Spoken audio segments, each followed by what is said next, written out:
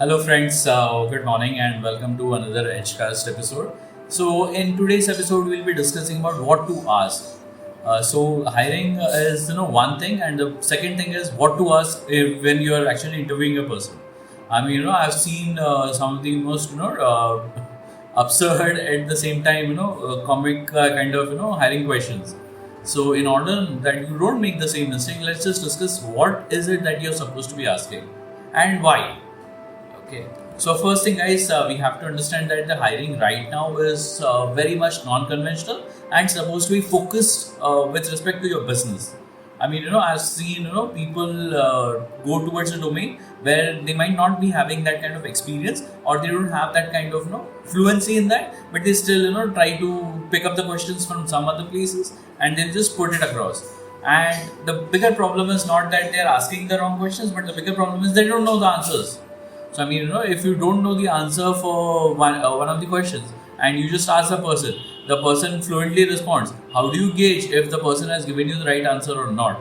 So in these cases, I think it would be better if the companies would actually connect with someone who has that kind of experience or fluency, and have them only for these particular interviews, so that they can gauge if the technical know-how is there or not. So for that also they will need to gauge. If the person has the right kind of knowledge, the right kind of attitude, the right kind of understanding of what the what should be there for this kind of role. Okay, and if you see, the CMO questions will be very very vague. They will just ask. Do you know how to do SEO? How do you multitask? How do you do X things? But the bigger question is, do you have a vision for the next 10 years? What is the kind of where do you see yourself, or where do you see the company in the next 10 years? Because as a CMO, I need to have a very defined vision, and I need to know how to build it up. The planning should be there, and I should have built up the strategy. The first thing, what is the first thing that I'll do? What I'll deliver in the first 1 month? What is the delivery which I'll do in the next second or third month? And how will I build it up for the first year? And what are the kind of numbers or achievements that I can have?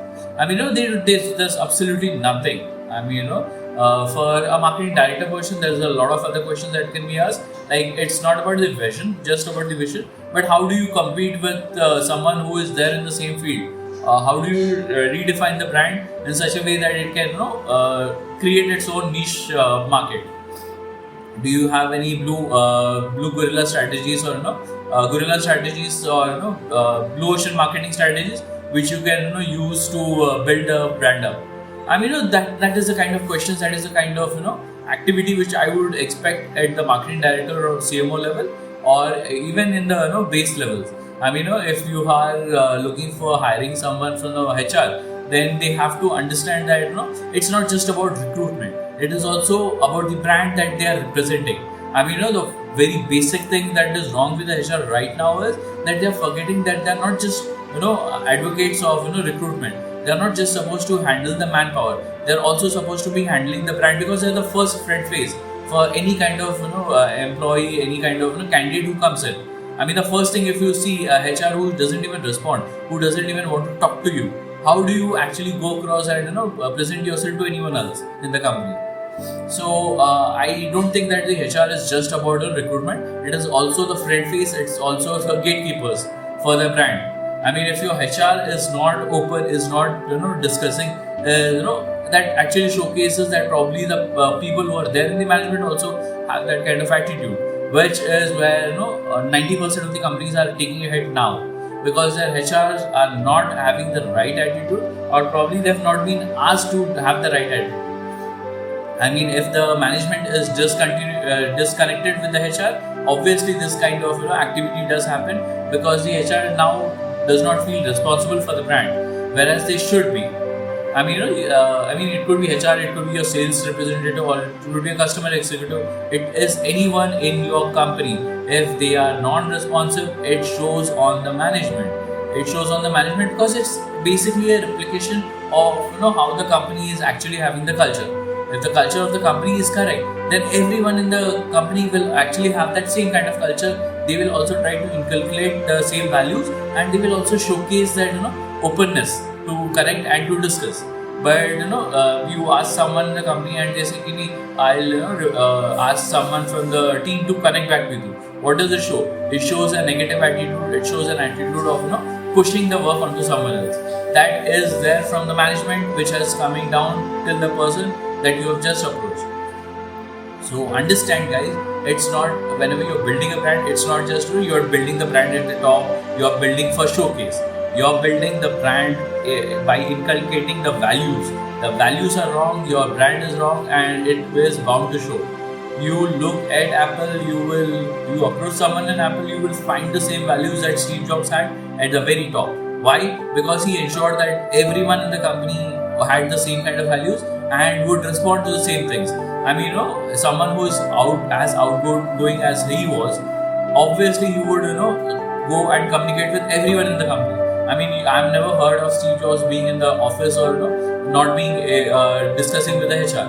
So he would go across and he would communicate with everyone in the company, and he would make sure that the message, the values are inculcated in everyone.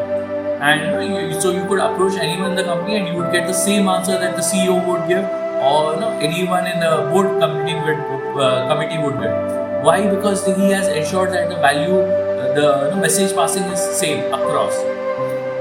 That is what is needed in the current brands or in the current companies. If that is not there, guys, I am sorry to say that your brand has not reached the position where you can say that yes, you have done justice as the management committee member. So I honestly try to ensure that whenever or whichever company I am in, I try to ensure that I go across, and if the management, the other members are unable to do it, I ensure that I do it, and so that they also feel the need to go out and do something. Okay. I mean, it's not, basically there are two ways to inculcate these values. One is that you actually go across, do what you're saying, and the second thing is you ask someone else to do it. In that case, you also have that push to someone else attitude. So, I mean, only when you go across and you try to do something extra, that is where, you actually get that value inculcated very quickly. Or else if you have seen Bawarchi movie, you will see, अपना काम तो सभी करे, जो औरों का काम करे, उसमें जो मजा है वो और कहीं नहीं. I mean, so basically what it means, there's a movie Bawarchi in which there is a character which is done by some actor, where he says that our work we all do, but if you can take up the work of someone else and do it correctly, then that the fun which is there in that work is something that you will not get for anything else. I mean, that is what is supposed to be inculcated in your company, in your culture, in your values.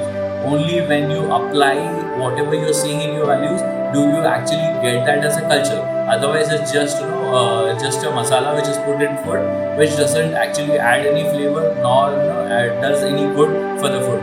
So, guys, I hope it has not been too hard or too harsh. Thank you. Have a great day.